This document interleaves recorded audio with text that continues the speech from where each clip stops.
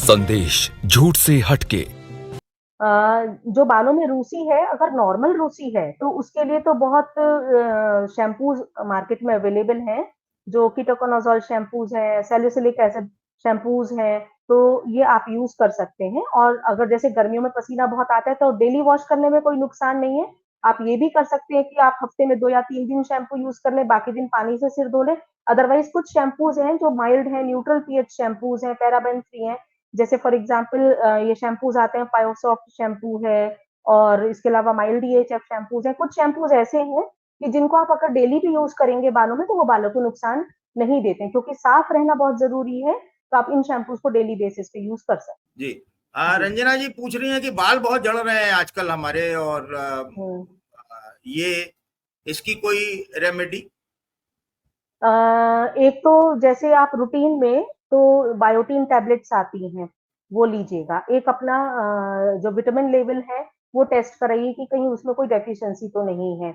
और तीसरा, regular cleansing का ध्यान रखें। इसके अलावा रिडेंसिल वाले कुछ सीरम्स आते हैं, डॉक्टर की सलाह से उसको अप्लाई करें। और एक बात का और ध्यान रखें कि लोग ना थोड़े सा भी हेयर फॉल होते भी डर जाते हैं। देखिए, हमारा कोई भी जो बाल है वो परमानेंट नहीं होता। जो स्कैल्प हेयर है उसकी जो हम life, most of the hair की जो लाइफ मानी जाती है वो 3 मंथ्स के आसपास की मानी जाती है। उसमें से कुछ ही बाल होते हैं जो आगे बढ़ जाते हैं, और बाकी बाल 3 महीने में वो एक साइकिल पर आ जाते हैं। तो हमारे, अगर हम ऑन एन एवरेज देखें तो 1 महीने में लगभग 30% बाल हैं जो रोटेशन में झड़ते रहते हैं। उसके नीचे से अपने आप नीचे बाल निकलने शुरू हो जाते हैं, तो वही बाल हमें छोटे छोटे नजर आते हैं। हमें लगता है कि ये बाल हमारा टूट गया है बीच में से इसलिए छोटा, नहीं, वो नई हेयर ग्रोथ होती है। और कोई भी बाल परमानेंट नहीं होता। अगर दिन में 50 बाल से लेके 100 बाल तक अगर झड़ रहे हैं तो उसमें घबराने की जरूरत नहीं है बिल्कुल भी। सिर्फ अपना न्यूट्रिशन का ध्यान रखें, बालों की सफाई का ध्यान रखें, और इसके अलावा जो रिडेंसल सीरम्स है वो आप इस्तेमाल कर सकते हैं। लेकिन उससे भी अगर ज्यादा दिक्कत है तो ऐसे में फिर अपने डॉक्टर को जरूर दिखाएं। हाँ, ये एक सवाल जी। है। हिमानी शर्मा है, पूछे जी। मैम हेयर वॉल्यूम बहुत कम है, उसके लिए कुछ सजेस्ट कीजिए।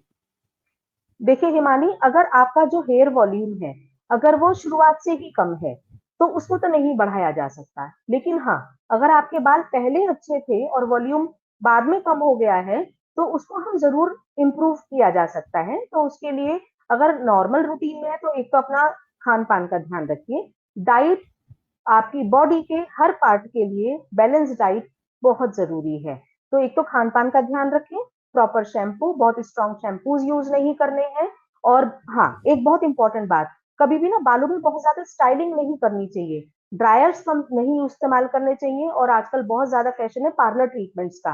तो जितना भी ये स्मूथनिंग है, स्ट्रेटनिंग है, और जो भी ये पमिंग है, ये जो सारी चीजें होती हैं, ये बालों में केमिकल और टेम्परेचर ट्रीटमेंट जितने भी होते हैं, ये बाल, हमारा एक प्रोटीन स्ट्रक्चर होता है, बालों को डैमेज कर देते हैं। और वो बाल जो आपने एक बार जो आपने ये प्रोसीजर कराया था, आप मान के चलिए कम से कम साल 1.5 साल के लिए आपके बाल वीक पड़ जाते हैं। तो इन प्रोसीजर से भी बचना चाहिए। डाइट का ध्यान रखें, अपना शैम्पू प्रॉपर सिलेक्ट करें, प्रॉपर कंडीशनिंग करें। और एक इजी सा तरीका मैं आपको बता रही हूँ। इसमें क्या किया जाता है कि जैसे कंडीशनर आप नहीं आपके पास कोई है तो हम रूट्स में ऑयल मसाज को मना करते हैं। लेकिन आप लेंथ में क्या कर सकते हैं कि जब भी आप हेड वॉश करें तो उससे 1 घंटा पहले बालों की लंबाई में थोड़ा सा पानी स्प्रे कीजिए। बिल्कुल गीला नहीं करना है, कि पानी टप टप नहीं होना चाहिए, हल्का सा उसको गीला करना है। और उसके अलावा घर में फिर कोई सा भी ऑयल जो आपके पास अवेलेबल है, चाहे वो कोकोनट ऑयल है, ऑलिव ऑयल है या मस्टर्ड ऑयल है, जो भी ऑयल आपके पास अवेलेबल है उसको बालों की लेंथ में मसाज कीजिए और उसको 1 घंटे के बाद धो दीजिए। तो वो एक बहुत अच्छा कंडीशनिंग का काम करता है। जो कलरिंग एजेंट्स हैं, जो हाइलाइटिंग्स हैं, ये सब चीजें भी कम से कम यूज करनी चाहिए तो आपके बाल हेल्दी बचे रहेंगे।